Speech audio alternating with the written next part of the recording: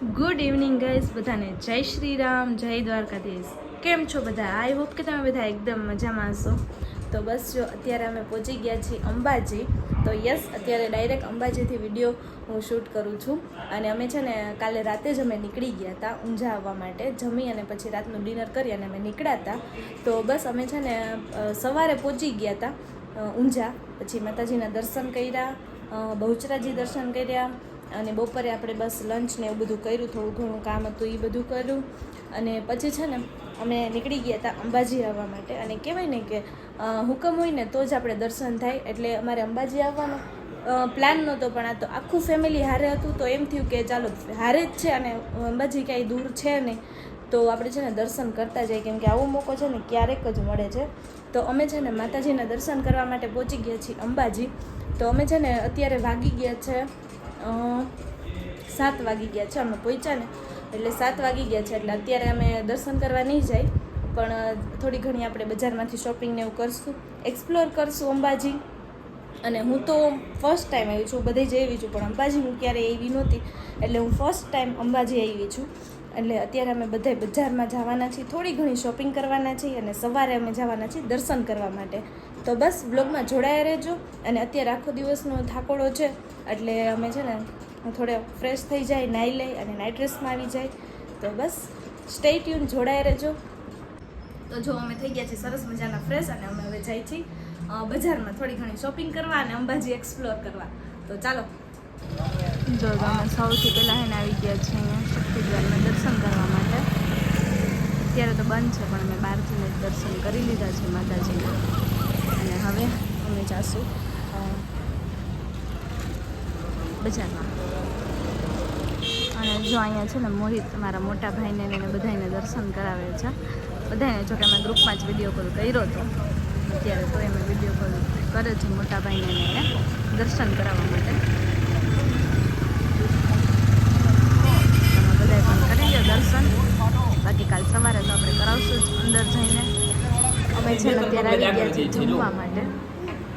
અને જો જમવાનું આવ્યું નથી. અને કેટલા વાગ્યા છે કે બેન? કેટલા વાગ્યા નથી ખબર.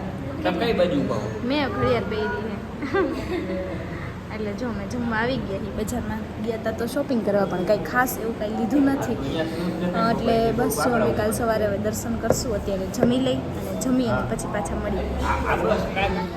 જો આપણે આવી ગયો છે સરસ મજાનો ઢોસો, અને સાહેબે ખાધી હતી પાઉંભાજી, આપણે લઈ લીધો છે ઢોસો. અને જાનકીબેને પણ પાઉંભાજી લઈ લીધી હતી. કેવી હતી? બહુ મસ્ત હતી, બહુ સરસ હતી ને. ઢોસો પણ એક નંબર છે. અને અહીંયા જો કાકી ને કાકા પણ બેસી ગયા જમવા માટે. અને બસ અમે જમી અને હવે સીધા આપણે હોટલે જઈશું. તો મળીએ ત્યાં. જોરથી બોલે. કેમ તો બધા અંબાજી આવી ગયા. અંબાજી આવી ગયા ને? હા. તો હવે શું કરશો હોટલે જઈને? હવે આપણે ને હોટલે જઈને શું કરશો તમે? પતિ મતલબ ગાડી એકાવી જો એને આ લીધું છે ને, પછી એને હલાવવાની ઉતાવળ છે ને. ચાલો, તો જો સાંજના વાગી ગયા છે 9 રાતના. અને અમે હોટલે જે આવતા હતા રસ્તામાં હતા ત્યાં છે ને આખા અંબાજીમાં બધી લાઇટ વહી ગઈ. એટલે અમે જો અહીંયા સરસ લોબી છે ને ત્યાં બેઠા છીએ અત્યારે. હું ને જાનકીબેન બે બેઠા છીએ અત્યારે. તો હાય, હમણાં લાઇટ આવી જશે નહીં, 10 મિનિટનું કીધું. હા હાલો ખોલ દો. ચાલો, તો છે દીશુભાઈ છે ને ગાડી લીધી. નહીં દીશુ, ગાડી લીધી ને?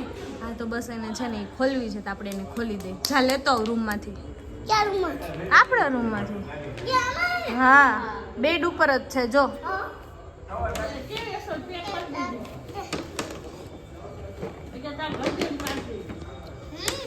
ઈ ભૂલી જાવ કે ઘરે જઈને કાઢવા.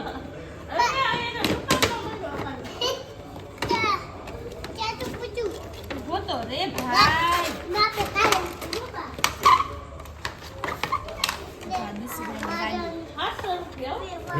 लिए जाना तो આની ઉપર પાણી ઢોયરું છે, ભીની થઈ ગઈ છે. પાણી એની અંદર આવે એ હે ને, એ અંદર નાખ ને અને ધોવાણા નીકળી ગયું લાગે પાણી. નીકળી ગયું છે. જો એમ તો જો ફાઇનલી હવે લાઇટ છે ને આવી ગઈ છે અને આપણે છે ને રૂમમાં આવી ગયા છીએ અને હવે બસ આપણે સૂઈ જશું કેમ કે સતત 2 દિવસનો ઉજાગરો છે એટલે આપણે હવે સૂઈ જશું. તો બસ વ્લોગમાં જોડાઈ રહેજો. હવે ડાયરેક્ટ મળીએ આપણે સવારે. તો સવારના વાગી ગયા છે 6:30 અને હું નાઈને થઈ ગઈ છું એકદમ રેડી. અને બસ જો છે ને મોહિત અને દીસુ બે હજી ઉઠ્યા નથી. દીસુ જો કે ઉઠી ગયો છે પણ હજી ખબર નથી બાકીના બધા ઉઠ્યા કે નહીં. તો આપણે પહેલાં જોઈ લઈએ બધામાં કે છે ને કોઈ ઉઠ્યું કે નહીં. 1-2 વાર તો મેં મમ્મીના એના રૂમમાં નોક કર્યું પણ એ જે બાથરૂમમાં હોય એવું પાણીનો અવાજ આવતો હતો એટલે ખોલ્યું નથી. એટલે પહેલાં આપણે હવે દીસુને તૈયાર કરી દઈએ અને પછી હવે આપણે જોવા જઈશું. અને જો આ છે ને આ લોબી છે અને ત્યાંથી છે ને અહીંયાનો વ્યૂ એટલો સરસ આવે.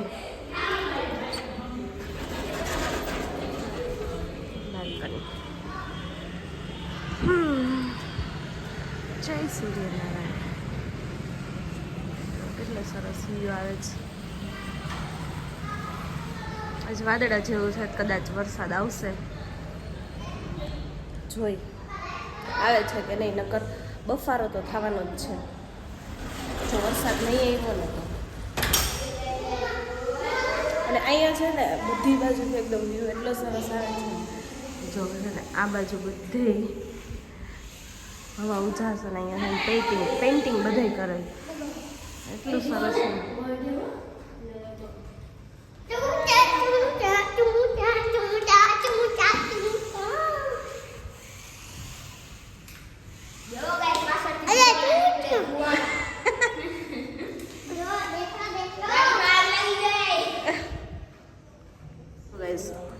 જોવો ગાઈઝ હોલની આ બારીએથી ગબ્બરના દર્શન થાય છે. જય અંબાજીમાં.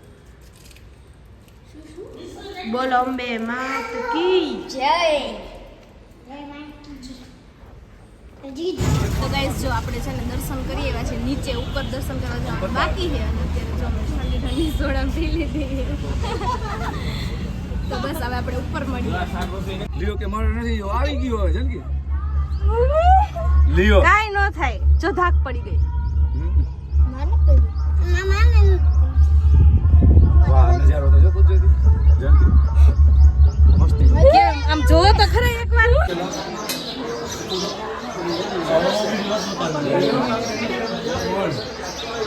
હા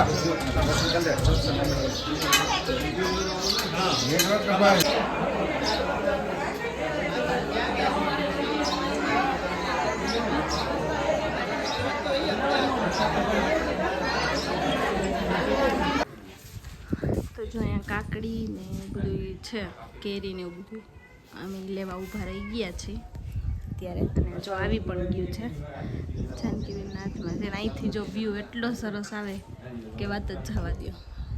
અને હવે હજી કેરી લે છે સાહેબ. તો બસ હવે આ ખાઈ લે પછી ધીમે ધીમે અમે આ વખતે ઉતરા છે પગથિયેથી.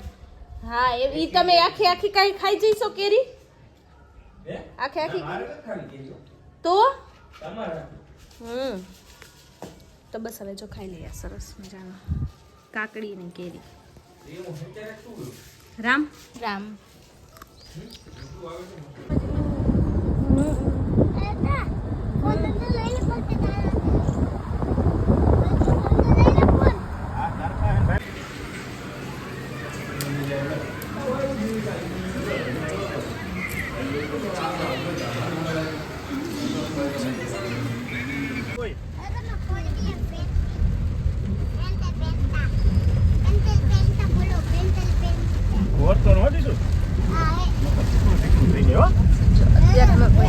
સૂર્ય મંદિર મોઢેરા એ ફૂલ રસદ ચાલુ.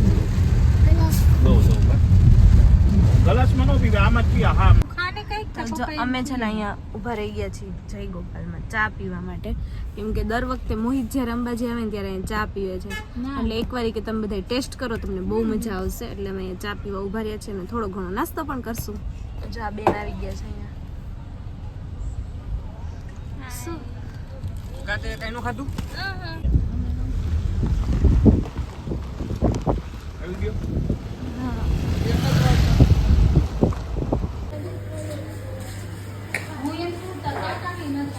તો જો રાતના વાગી ગયા છે 9 અને અમે આવી ગયા છે ત્યારે ક્યાં આવ્યા છે મોરબી પહોંચી ગયા હે ને.